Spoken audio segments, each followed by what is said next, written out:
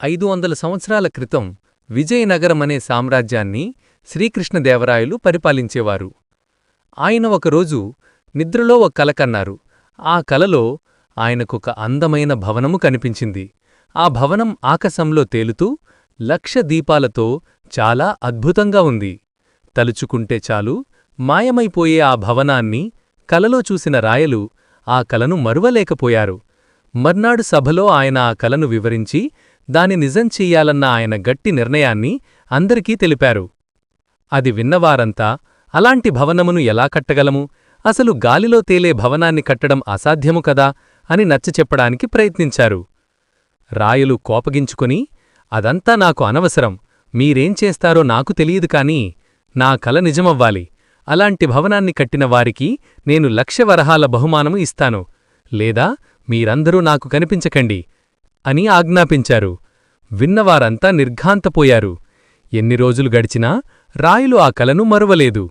ఒకరోజు సభకొక వృద్ధుడు వచ్చాడు. నెరిసిపోయిన గెడ్డం, జుత్తు, మీసాలతో పాపం అతి కష్టం మీద కర్రతో నడుస్తున్నాడు. నాకు అన్యాయం జరిగింది, న్యాయం చెయ్యండి అని రాయుల వారిని ప్రార్థించాడు.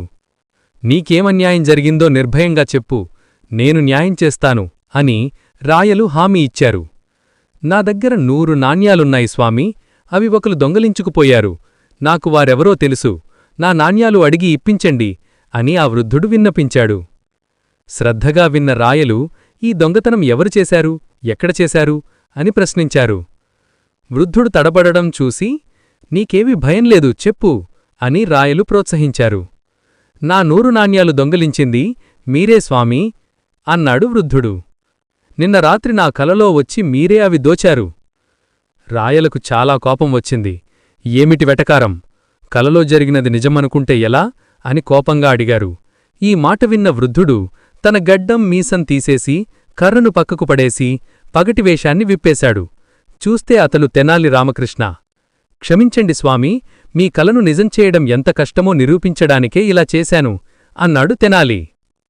రాయలకు చాలా నవ్వొచ్చింది.